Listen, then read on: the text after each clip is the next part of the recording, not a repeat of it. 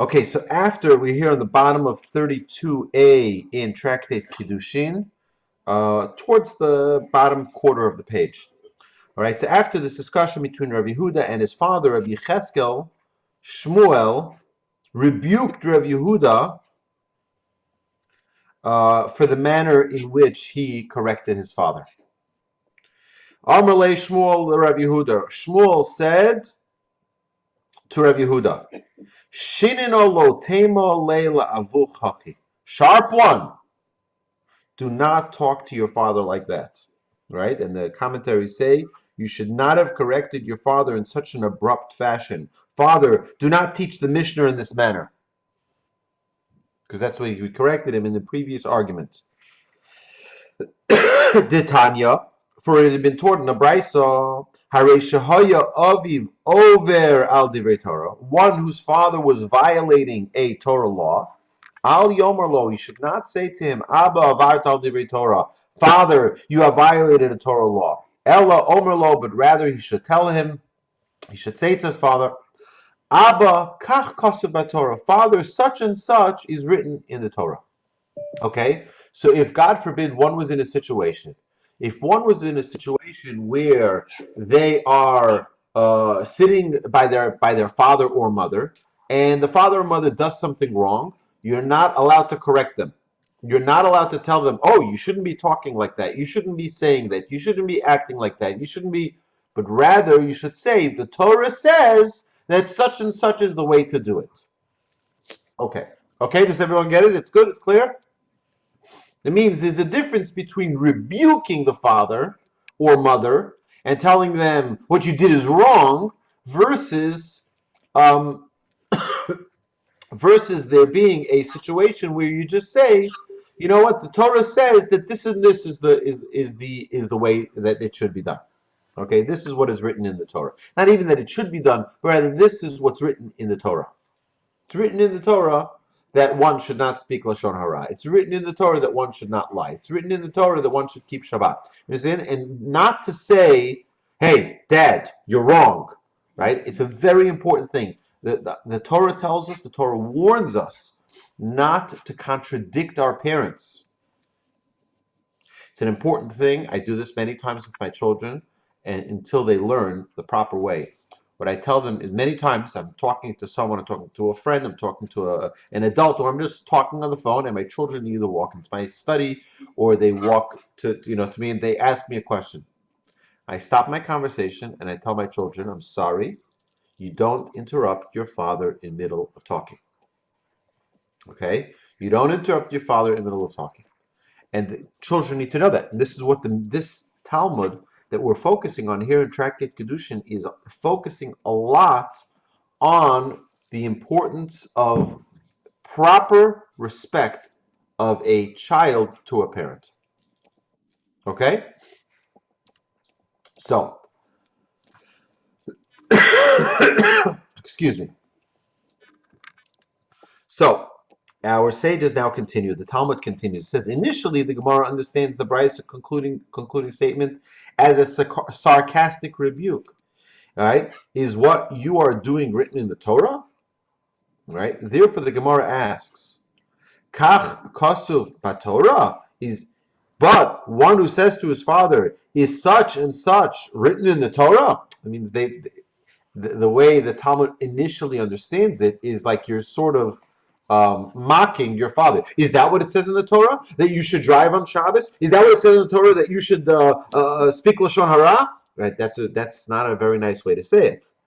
He says, because this causes the father pain. It causes him distress. If this is the way the child is going to speak, then it's not going to be respectful, and the father is going to be hurt, the father will be insulted, the father will be in pain.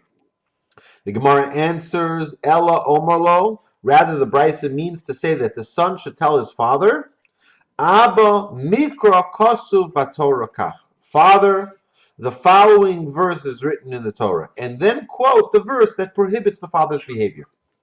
The son makes no direct connection between the verse and the father's misdeed. Understand? Pascal, is it good? You understand? That means you have to separate between what the verse says and what the father's misdeed was. and not to connect them.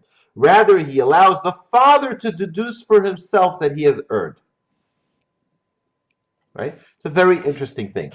I think, I think this will help us a lot, not only in honoring our father and mother, but also in any type of conversation we have. Today, we're living in a very, very elevated,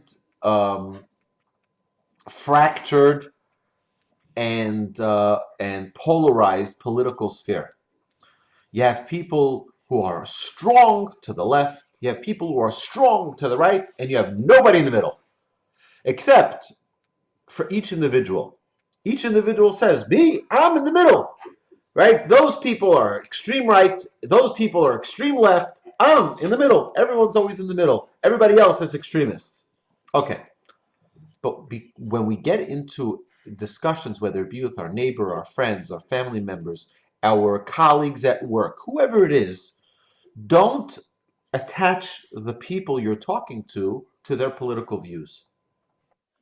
Okay? Means if you're going to have this argument, right, separate them from their political view. When you're contradicting them, or if you're arguing or debating them, the idea is to avoid confrontation, to avoid the even the the the potential that one can say, "Oh, you're attacking me."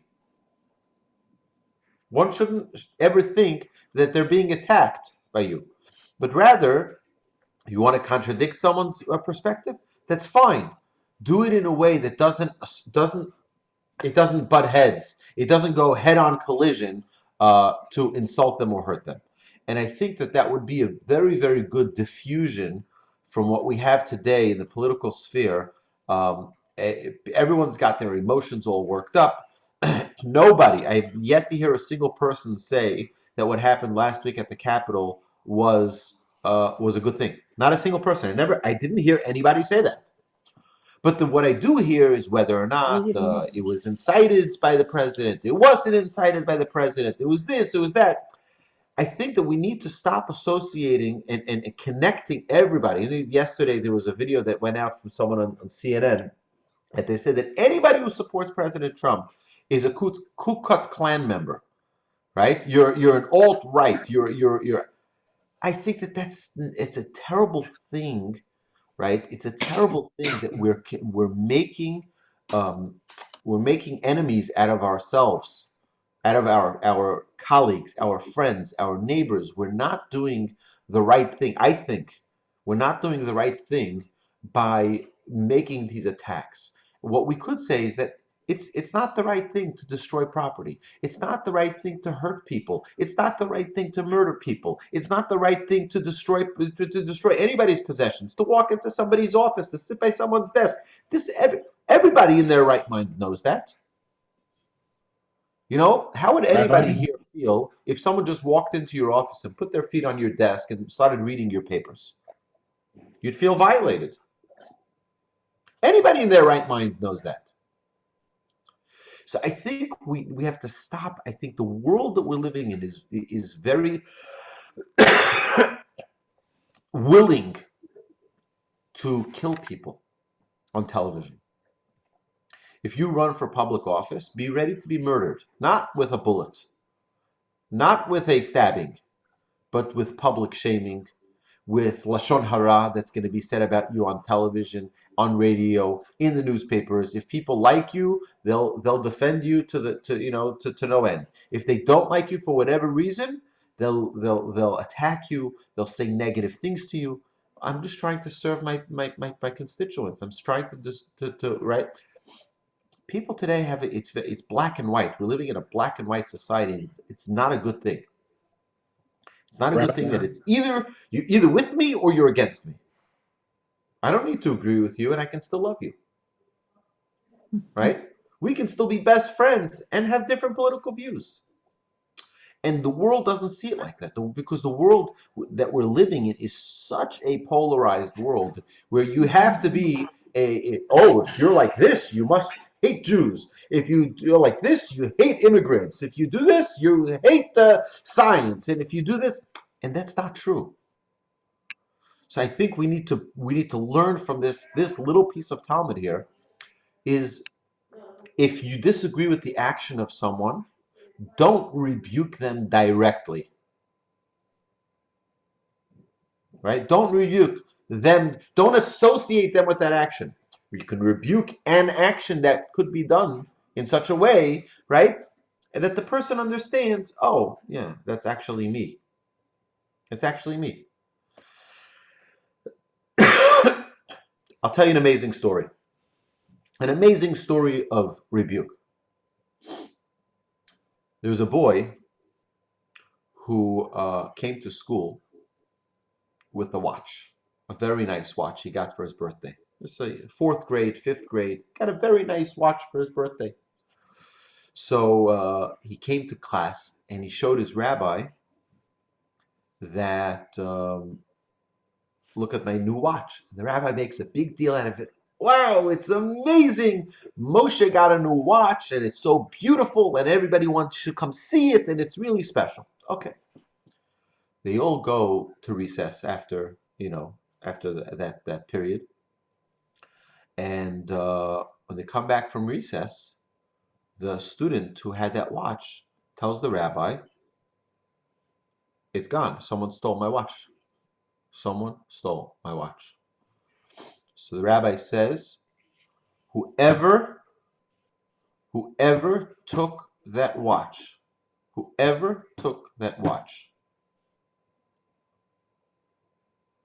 raise your hand and bring the watch up. Put it on my desk.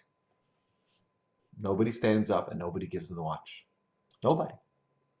The rabbi says again, I'm going to count to 3. And if the student who stole that watch does not stand up, I'm going to go through every single person's desk and every single person's pocket and every single person's bag till we find that watch. Okay. Nobody picks up. Nobody. The rabbi starts going through. Each student goes to their desk, goes through their bags, goes through their pockets, one by one by one, each student's possessions. Eventually, he finishes the whole group of students, and then the rabbi says, okay, everybody, you can go out for recess. They all come back in, and the rabbi says, I found the watch. And the rabbi gives the student back his watch. Now, one of those students actually stole the watch. And when the rabbi found the watch in his bag, he didn't say it. He didn't announce to the class, ha, I got you.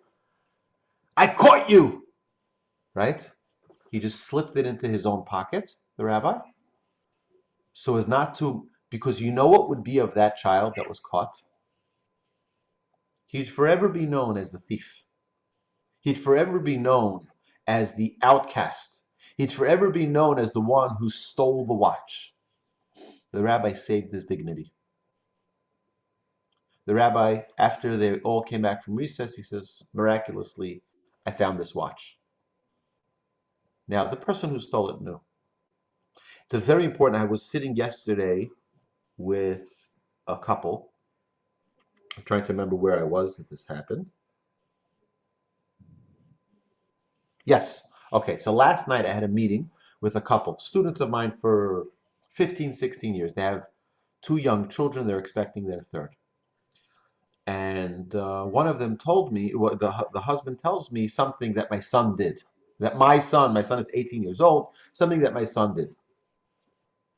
So I said, I don't believe you.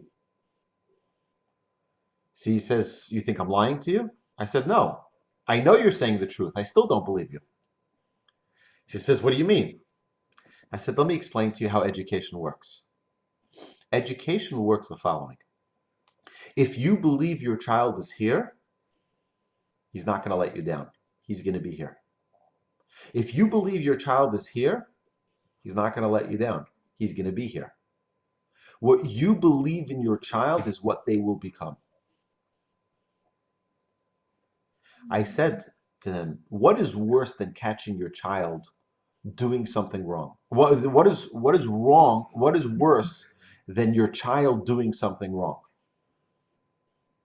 The answer is catching your child doing something wrong. If you catch your child doing something wrong, now he's guilty. And now he knows that you know. And he knows that you don't respect him for what he did. And he knows that he's blemished in your eyes. You know, there's an amazing lesson that we learned from the Kohen Gadol. The Kohen Gadol, the high priest, had bells around the bottom of his gown that he was wearing. Right? He would wear like a robe. He would wear a robe. At the bottom of the robe, there was kafto v'ferach. There was a button and a bell, and a button and a bell, and a button and a bell. And the idea was that when the Kohen Gadol, the high priest, would walk, right, his robe and his legs, it would make noise. It would sound like bells, right? It would sound like right? Why was that necessary? Why did the Kohen need to have that? I'll tell you an amazing idea in education.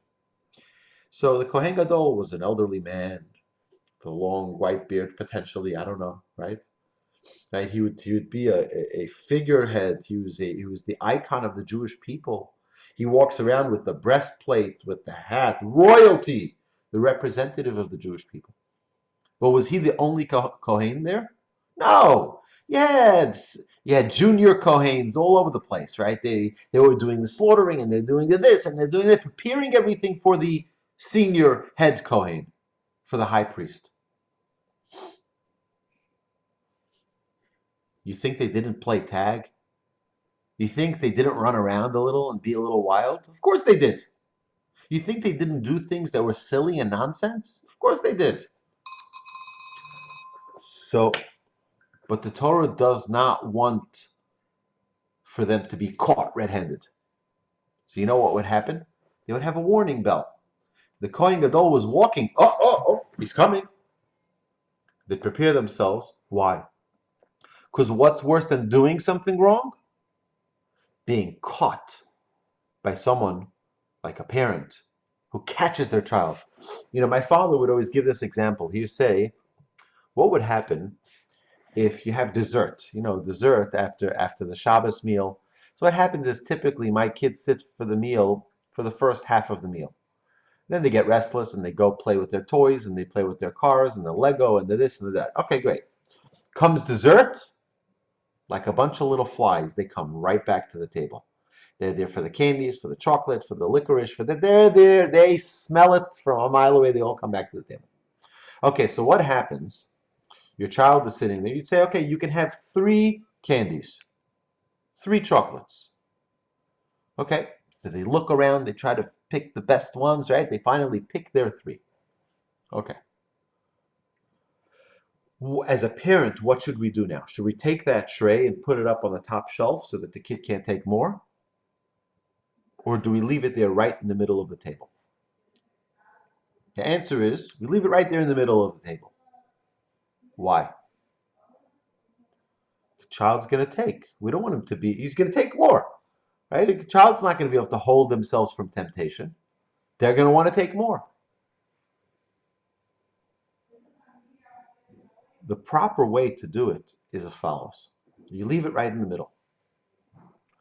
And if the child takes one, what's going to likely happen? The child is going to sneak it. He's not going to take it. You said 3. You can't take 4. He's going to sneak it. What is he going to do with that sneaking chocolate? He's going to hide under the table and eat that chocolate, right? So you know what my father would do? My father would call all the kids. Now, if the child sees that you saw, then you have to punish them. Right? Then you have to. But don't see. Again, the job is not to catch them. Don't catch the kids. Right? So then you call all the kids and you put them all around you and you say, you know what? Because I said only 3 and nobody took a 4th one. You know one of them did, right? But I know that nobody took it, right? And you continue saying that nobody took a 4th one, you can all have another one. Okay? Do you know what that is for that child who's being trusted and knows that they're not trustworthy? That chocolate is poison. It's the most painful disgusting candy they've ever eaten because they were trusted and they weren't trustworthy. Does this make sense here? Right? So, yeah, I can catch them. So next time they'll hide it better. They'll hide it better. Or I don't catch them. I show them how much I believe in them. And they want to live up to that. And then they feel like I'm garbage. I can't believe I did that. He trusts me. He believes in me. And I let him down. I'm not trustworthy. Never gonna do this again because it's such a painful experience. To be trusted and not be trustworthy is a very painful experience. So that's the idea here that what we're trying to talk about when we talk about education. Jennifer, you have a question, I see. Yeah, you're muted. You can hit your space bar while you talk. I guess I must have hit the space bar. I was scrolling through Safari. Oh, okay. You're like, let's get moving with the Talmud. But the idea, I think, is very, very fundamental, particularly when we have many children. Thank God we're blessed to have 7 children. And each child is different. Each child is unique. But there's one thing that every single human being wants, and that is trust. Every human being wants to be trusted. Every human wants to live up to that trust. And it's a very, very, very important aspect of a human being that needs to be nurtured properly. All right, we're going to continue. Wait, Rabbi? Yes. Okay, I really will share something that somehow you've dug up a memory of mine in speaking of children. When I was very young, in about the 3rd grade, a friend of mine and I in class were passing a note back and forth in which we were speaking very badly about a third party. And the teacher came by and she reaches down on my desk. I had slid it under my book and she pulled the note out from under my book. And then she went up to her desk and I was sitting there. I was in fear, kind of like the kid who took the extra chocolate. I was like, oh, yeah, this is terrible. So she read our conversation and then she released everybody later to recess. But as we were leaving, she called me and Jennifer, Gail, I need y'all to come to my desk. And so we went to her desk. She sat us down. I mean, this is burned in my brain and I'm 72 years old. She had the note and she says, you still look like a teenager. Yeah. She said, I think we should probably call the third party and you guys apologize for doing this. And we were like horrified. And then she said, or you can learn a lesson by this.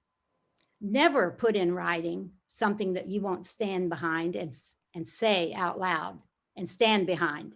And she turned and she tore it up and dropped it in her trash can and said, now go on out with the rest of the kids. I've never forgotten that. That's right. That's right. It's a very, very powerful lesson. But look today at social media. People are ready to sit behind a screen and a keyboard and write something nasty about somebody they don't like in politics, right? But anyway, would you say that? Well, you would not to their face. So yeah, same right. thing. So, but that teacher, her name, everything, I remember it. So that's a very, very powerful lesson. Thank you for sharing. Right, it's not a regular experience that we're able to remember all educators. Yes, Bruce, go for it. I see you're at the edge of your chair. Yeah, that's just because the machine is so far away. But if you do it the way that the Talmud says to do it, it also provides the opportunity for the father to say to you, yes, that's what's written in the Torah, but the Torah also says, and this is the exception, and that's why. Right. So I will tell you, actually, the Chavetz Chaim writes that one is not supposed to speak Lashon Hara. One is not supposed to talk negatively about another person. Except, there are several exceptions. One of them is to educate your children to stay away from bad people, right? So you're allowed to point out this person is a terrible person. Well, you know how to talk negatively about someone. But your children need to learn to stay away from bad people, from bad influences. That's one of the exceptions, that you're allowed to speak Lashon Hara. Now, your child can say, Daddy, it says in the Torah you're not allowed to speak negatively about other people. Correct. Very good, my son. However, there's an exception to that rule, and that's to teach you to stay away. And that's a very good point that you're bringing. Yeah. Okay, so the Talmud here continues. It says the Brisa continues with another halacha concerning obligation to honor one's parents. Elazar ben Masya Omer, Elazar the son of Masya says, Abba Omer hashkini mayim. If my father says, give me a drink of water, mitzvah lasos, and at the same time there is a different mitzvah to do, right? For example, burying the dead or joining a funeral procession, or there's a poor person that you need to give charity to, right? So these are mitzvahs that are fleeting mitzvahs. You got to take care of them immediately. So what comes first? Meniach ani kvod abba. I leave the mitzvah of honoring my father, but also as a mitzvah, and do the other mitzvah. Shani ve'abba chayovim mitzvah. Why? The reason is that both I and my father are obligated in the performance of that mitzvah, whether it be charity, whether it be escorting the dead, or whether it be burying the deceased. Okay, a dissenting view. Isi ben Yehuda Omer, Isi the son of Yehuda says, if it is possible for that mitzvah to be done by others, it should be done by the other people. What does that mean? Who can do honoring of father and mother? Only a child. But who can bury the dead? Anybody can. So if there is someone else available to bury the dead or to visit the sick, or right, so then you're not obligated, because you're the only one who can fulfill this mitzvah of honoring your father and mother. V'yelech hu b'chvod abba, and he because others can perform that mitzvah, the son should go and perform the mitzvah of honoring his father. The Gemara decides the halacha. So now we have two opinions. One is he should drop the father and go do the mitzvah. The other is, there's other people, let the other people do it, you do the mitzvah of honoring your father and mother. So the Gemara decides, the Gemara of Masna said, halacha ki Isi ben Yehuda. The halacha accords with the view of Isi ben Yehuda, that if there's someone else to fulfill that other mitzvah, you stay with your father and let the other person do that mitzvah. Now, it's very interesting, if you notice, which view was first? The one we don't side with, halachically. Right? It's always, you look at one of the rules of the Talmud, is the view that we do not follow is the first view we present. It's another very important thing. Current events should teach us something. How to have proper respect for a different opinion, even the wrong opinion. Okay? Because here in the Talmud, we give time for Elazar ben Masya's opinion. He says, right? That's the first opinion we present. But you know, the second opinion is the one we actually follow. Why? It's teaching us good character traits. It's teaching us always listen to an opposing view first. We see this with Hillel and Shammai. The halacha, the law, always sides with Hillel. And yet the opinion of Shammai always comes first. Because the house of Hillel taught us, before you jump and give your opinion, listen to all the perspectives. Listen to all of the views. Listen to all of the ideas. Maybe you're wrong. Then, once you hear all of them, you can evaluate whether or not you're right or wrong. It's a very, very important. You go to shul, you're schmoozing with your friends at the coffee shop, right? Listen to their perspectives before you jump out to give your perspective. The Gemara discusses whether a father or other individuals to whom honor is due can renounce their honor. Okay, so can a father say, no, you don't have to honor me? You know, I'll give you an example. Okay. So one of the laws of honoring your father and mother is not to sit in your father's seat or your mother's seat. For me, my father, we never sat in his office chair, ever. My father's chair was my father's chair. It was holy of holies, right? That's what the Torah says. The Torah says a child is not allowed to sit in their father's seat. So even if my father was out of town, we would not sit, nobody would dare sit in my father's seat, right? And it's an important thing. I remember I was once listening to a lecture. The rabbi said, if you want to give your children free mitzvahs, assign yourself a seat that's your seat. Because many times we all sit around the table. I don't really have assigned seat, right? A father and a mother should have an assigned seat. So that way, the children, every time they don't sit in the father and mother's seat, they get a mitzvah. So my children, almost every day, if I'm not eating with them, if it's lunch or breakfast or dinner, they'll ask me, Abba, can I sit in your seat? Right? So this is where the Talmud here is addressing, is a parent allowed to forego their own honor? Okay? It's a very practical question.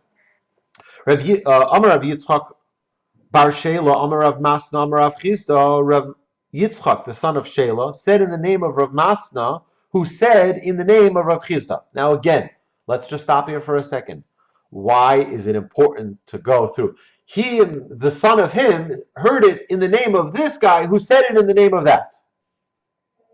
Jerry, you know why? It's an amazing, very important, fundamental principle. In Judaism, our number one priority is truth. Number one.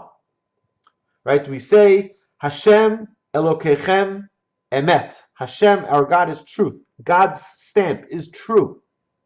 That's God, right? Truth is our number one priority. If a person is interested in truth, they always dig down to the source. What's the source?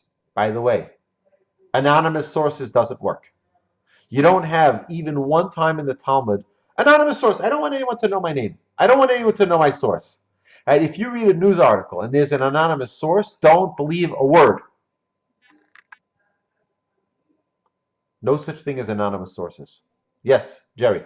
Does that mean we can't say according to conventional wisdom? No. You have to have a source. There has to be a source. The only time in the Talmud you don't see a name is when it's all of the sages together. So you're going to list all of them, right? It says, Chachamim omrim, our sages say, and that's an undisputed opinion, right? And that's fine. Okay, but over here we have Amar Rav Yitzchak Bar Shela, Rav Yitzchak, the son of Shela, said in the name of Rav Masna, who said in the name of Rav Chisda. You want to know the source? You have the source. Okay? Ha'av shemachal akvodo kvodamachal. If a father renounces his honor due him, his honor is renounced. Means if the father says, you can sit in my seat, you can sit in his seat. Harav shemachal al kvodo. However, a teacher who renounces his honor due him, ein kvodo machal. His honor is not renounced. Okay? A father is allowed to renounce his honor. A rabbi, a teacher, is not allowed to renounce. Meaning, if he does, if a student says, Rabbi, can I sit in your chair? And the rabbi says, sure, no problem. The student is still not allowed to. Okay? So if you go to your local congregation and you ask the rabbi, or if you look behind the ed, and you see in the Mir Yeshiva, so all the way in the front over there is where the rabbis would sit, next to the ark, right? The rabbis would sit there, and imagine a student sitting in the rabbi's seat. What? You're sitting in the rabbi's seat, right? Oh, the rabbi said I can. The rabbi is allowed to say it, but you're not allowed to accept it. All right. A dissenting view, Amar Rabbi Yosef. Rabbi Yosef Omer. Rabbi Yosef says, "Afilu Arab shemochal akvodo." That even if even a teacher renounced his honor, kvodo machol, that a teacher can also renounce his own honor. Shenemar v'Hashem holech lifneim yomam, because it says in the Torah, Hashem went before them by day. We find that God Himself renounced His own honor and led the people in the desert. Certainly then a teacher can renounce his own honor. If God can renounce his honor, so too can a rabbi or a teacher renounce their honor? Again, this is the dissenting view. Amar Rava.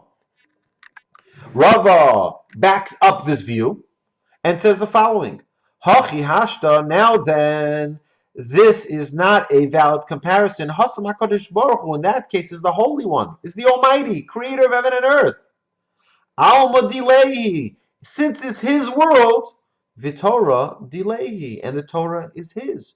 Machaleli kare, right? He is allowed to renounce his honor, right? But he says, however, here, hacha, Torah dilehi. In the case of a teacher, is the Torah his that he may renounce his honor that's due to him? Absolutely not. Hadar Amar Rava, Rava then said, Ein Torah dilehi. Indeed, yes, the teacher's Torah he owns. It's his Torah, right? I just want you to know this. It's a very important thing. The Torah, Ron, okay? Your Torah is yours. Doesn't belong to anybody else. It's an amazing thing. We say this every single morning in our prayers, every single morning.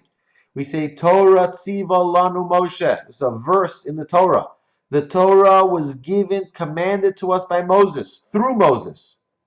Morasha kihilas Yaakov. There's a verse in Deuteronomy. It's an inheritance to the people of Israel. You know who the Torah belongs to? Ed, you know who it belongs to? It belongs to you. Jerry, belongs to you. It's your Torah. And therefore, according to Rava, he says the rabbi does own the Torah. It's his Torah. Of course it is. Dichsiv uvisora so yehege yomam v'layla. It says in his Torah he meditates and he learns day and night. Rava's conclusion is that a teacher can renounce the honor due to him. The Gemara questions whether this is in fact his opinion. Eini, is this so? But Rava was once serving drinks at the wedding celebration of his son.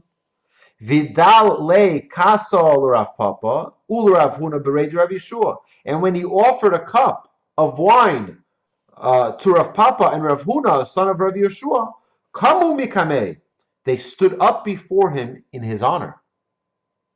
L'Rav Mari, L'Rav Pinchas bereid Rav Chizda, and when he served Rav Mari and Rav Pinchas, the sons of Rav Chizda, v'lo kami mikmei, they did not stand before him. Ikpad v'omar, he, Rava, as he was serving, he took umbrage, saying rhetorically, Hanu Rabbanon Rabbanon, these rabbis, Rav Mari and Rav Chizda, who did not rise, are rabbis. V'hanu Rabbanon Lav Rabbanon. And these rabbis, Rav Papa and Rav Huna, who did rise for me, right? They're not rabbis. Are they not rabbis? These guys are rabbis, but these guys are not? Why did these guys stand and these guys didn't? Right? Right? So he says, this is to say, you consider yourselves rabbis, too wise and important to stand before me, whereas your colleagues are not rabbis. They stood before me. They had proper respect. Are you suggesting that they're not rabbis? They're not, you're too holy to stand up? Although Rava renounced his honor by serving drinks, he believed that honor still should be accorded him. This contradicts Rava's conclusion above, is that if a teacher renounces his honor, the renouncement is effective. So, what do? Before resolving this problem, the Gemara records a similar incident. V'su, another such incident. Rav Papa havamashki be'ilula de'abamar bare. Rav Papa was serving drinks at the wedding celebration of his son Abamar. V'dalele kasal Rav Yitzchak bereid Rav Yehuda, and he offered a drink to Rav Yitzchak, the son of Rav Yehuda, v'lo kamikme, and Rav Yitzchak did not stand before him, v'ikpad. And Rav Papa took umbrage with that. Okay? The Gemara now resolves the contradiction in the utterances of Rava.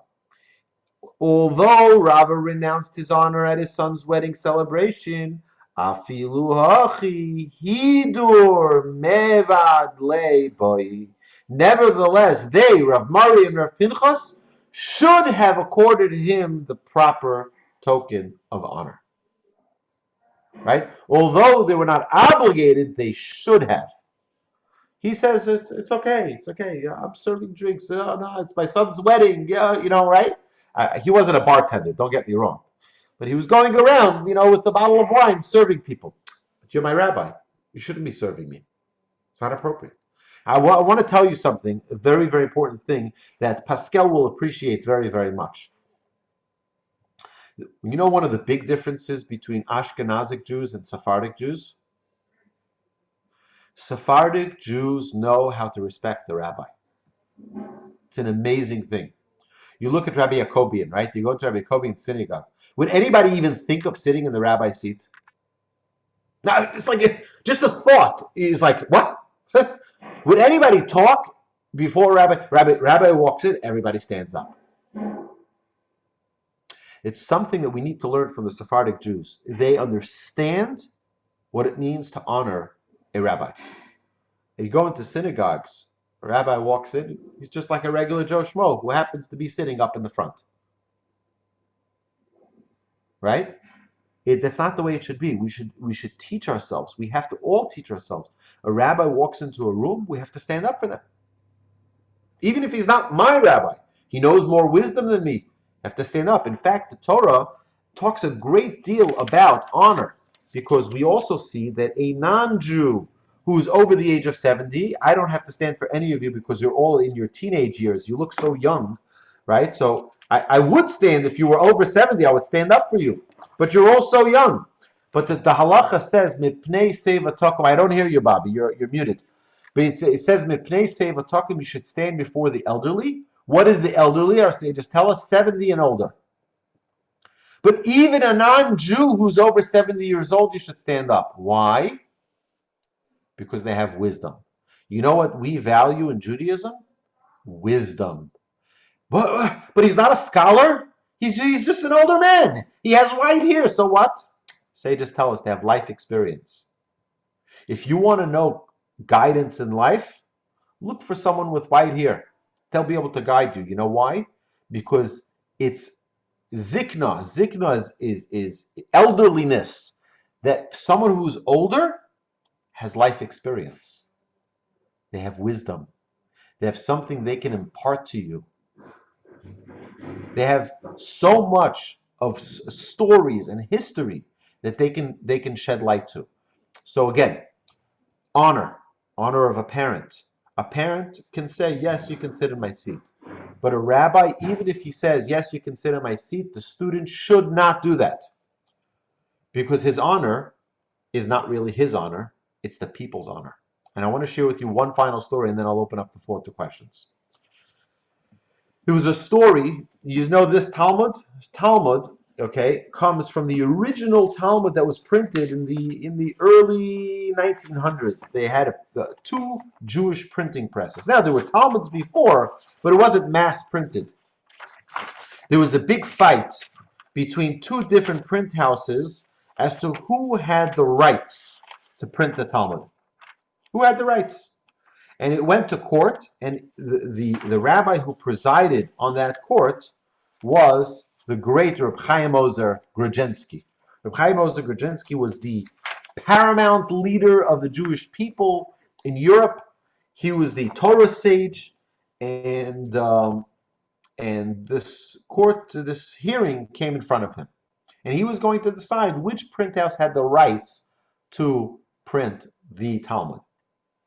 So he listened to all the sides, he listened to all the arguments, and he deliberated, and he concluded that one of the sides had the right to the printing and the other one did not. Okay, so the one who got the positive judgment started printing the Shas, the Talmud, and the other side started putting out bad rumors about the rabbi. Oh, he was bribed, he was paid off, he was, they had him in his pocket, all of the different accusations. All right. But eventually they realized that what they were doing was wrong. You're talking about the leading Torah scholar of the generation. Reb Chaim Ozer was like a monster scholar. It was like just the wisdom, the brilliance. So it turned out that they came eventually to ask forgiveness from Chaim Ozer. They came to ask forgiveness. We're sorry, we made a mistake, we did the wrong thing. We realized we want your forgiveness. You know what the rabbi said? I can't forgive you because my honor is no longer my honor. Because I represent the entire Jewish people, my honor is the Jewish people's honor, and I can't forgive on behalf of the Jewish people. On behalf of myself, I can forgive, right? But because I represent the entire Jewish people, when you say a bad thing about me, you're saying something about the Jewish people, and that I can't forgive for them. It's a very important thing. We have to be very careful, right? That if the honor is a very, very important thing. You know, the highest percentage of suicide of any group of people are white collar criminals in prison. Why is it so high? Because they have no more honor. And when one has no more honor, they have nothing to live for. Every human being needs honor. Every single human being needs recognition. They need approval. They need validation. And we have to be very, very careful before taking that away from someone. Okay, my dear friends, any questions? I just wanted to compliment you. Thank you. I appreciate that. Ron, you're frozen. Yes, Can you hear me now? I hear you now. I just wanted to compliment you. Thank you. What did I do wrong? You were in the Ginsburg Book of World Records. You had the largest photo on the front page of the Jewish Herald Voice. I cannot It was believe how beautiful. it was. It was Thank you. I beautiful. appreciate it. I really appreciate it. Thank you. There's another That's because article the from Herald Torch. Voice knows how to accord honor properly. What's that? That's because the Herald Voice knows how to accord honor properly. Thank you. Thank you very much. This week there's another article about one of the Torch podcasts about Dan Comey. You should read it. It's a really great article. And next week there's another one about a whole new project that we're launching now, that we just launched. So very exciting. The next coming weeks, we're putting out every week so people can know at the beginning of the year, they should know what it is that we're doing, because many times I tell people what we do and they're like, I had no idea. I mean, I come to Torch all the time, but I had no idea that you do all these different things. So we want to get everybody up to date on this. Wonderful. All right. Should Thank be you, well, Rabbi. and Shabbat Shalom. Shabbat Shalom to everyone. Shabbat Have a great Shalom. Shabbos. Shabbat Enjoy Shalom. Shabbos. Any Take word- the time to any- just take it all in. Take it all in. Spend time Any with your word about family. Alan? Spend time with your friends. I hope Yes. you feel better. Any Thank word you. about Alan? I'm sorry? Any word about Alan Winter? I don't know anything. I'll have to find out